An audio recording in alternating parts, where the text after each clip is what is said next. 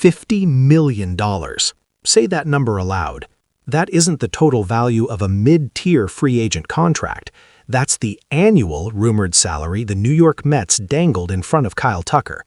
This single, outrageous figure, whispered in the cold heart of January, perfectly illuminates the chasm that has opened up between modern baseball ambition and the agonizing, risk-averse lethargy plaguing the Bronx. It took until the literal midpoint of the winter for the Yankees to even make a splash loud enough to title a video. And that is exactly what 615 Al Dia Baseball will uncover with you right now. The tragic delusion of a move that barely registers as a ripple, while across town, billionaires are attempting to redefine the market entirely. The $50 million rumor isn't just news. It's a strategic declaration reflecting the revolutionary philosophy of Uncle Steve Cohen. He's looking at the market, the 7-year demands of guys like Bellinger, and the massive long-term commitments, and saying, I don't need the commitment. I need the immediate, paralyzing impact. This is rumored to be a short-term contract, perhaps 3 or 4 years, allowing Tucker to re-enter free agency at age 30 or 31, banking an astronomical sum in the interim.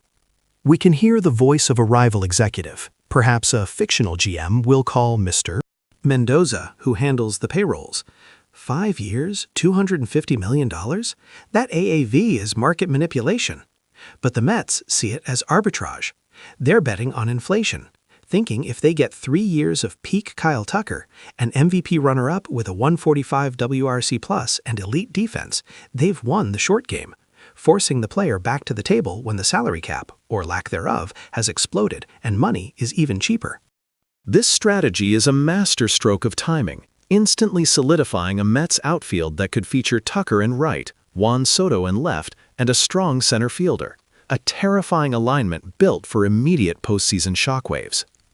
While the Mets are playing 5-dimensional chess with $50 million AAVs, what are the Yankees doing? They finally made a move, trading for Ryan Weathers, a former 7th overall pick, now cost-controlled through 2029. This acquisition feels less like an ambitious strike and more like an exhausted sigh of relief. This is not merely an acquisition, it is responsible resource management, we imagine Brian Cashman stating, adjusting his tie and pointing to the spreadsheet. Weathers offers a tantalizing combination of a low 90s fastball, an elite sweeper that generates a 40% whiff rate on non-contact swings, and 4 years of crucial team control. We are addressing rotation depth without sacrificing future flexibility. He is right, in theory. Since 2024, Weathers has maintained a respectable 3.7 ERA, but that data point must be prefaced by the massive asterisk of his persistent health concerns, which have limited him. And look at the cost. Peter Bendix, the Marlins' new GM, is a butcher with a scalpel, trading away established big leaguers for athletic potential. He gutted the franchise for 4 specific high-upside players.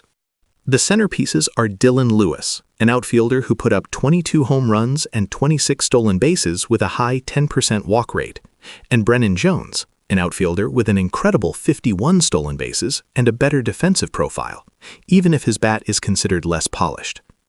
While Yankee fans are clinging to Weathers' potential in the short porch, they ignore that Bendix is building a future core of speed and on-base skills that are tailor-made for the next evolution of baseball. The Yankees traded immediate, injury-prone, cost-controlled hope for 4 disparate pieces of premium, high-octane athleticism. The Marlins, who still boast promising arms like Yuri Perez and Max Meyer, now have an abundance of versatile speed to pair with Luis Arias and Jazz Chisholm Jr. The Yankees' move, when viewed through the prism of the Marlins' return, feels less like a trade and more like a donation to a rebuilding cause. The deeper, frustrating truth is that the Weathers trade was not the desired, defining transaction of January. It was Plan Z, a reaction to the strategic blunder that has paralyzed their entire offseason, the Trent Grisham qualifying offer acceptance. Cashman miscalculated. He bet Grisham, a good but not spectacular outfielder, would decline the offer, leaving the Yankees with the crucial draft pick compensation needed to pivot to a high-profile free agent like Cody Bellinger. Instead, he got Grisham back, a defender whose platinum glove-level speed dipped measurably in 2025, clocking average burst acceleration 1.5 feet per second slower than his prime. This blunder froze the entire $200 million pursuit of Bellinger, and has now opened the door for their historical rivals to seize the remaining stars. Imagine the internal devastation. Reports suggest the Blue Jays, in addition to the Mets, have made a long-term offer to Kyle Tucker, a move that would immediately put Bo Bichette on the trade block. A catastrophic scenario looms where the Yankees fail to sign a star and watch the Boston Red Sox or the Philadelphia Phillies scoop up Bichette. This is the climax of the winter. The realization that the Yankees' inability to act decisively is leading them toward a scenario where the competition is actively and financially upgrading, while the Bronx settles for depth pieces like Weathers and minor league filler like Paul DeJong. But perhaps in this very paralysis lies an accidental, brutal plot twist. The Yankees' failure to acquire top external talent forces an internal, sudden, desperate belief in their highest ceiling prospects. I'm talking about Spencer Jones and, crucially, Jason Dominguez. If they cannot spend, they must promote. This situation demands that Dominguez, the Martian, be moved back to center field, his primary minor league position, even if it feels premature. We have to be honest. While he flashed brilliance and stole bases in his brief stint last year, his defense in left field was an absolute liability. A -8 defensive runs saved in a short sample size. His transition back to center is the only way to justify the organizational strategy. It's the final, bitter realization. The Weathers move wasn't about bolstering the rotation as much as it was about freeing up just enough payroll margin to allow Cashman to look the fan in the eye and say, "We had to trust the next generation."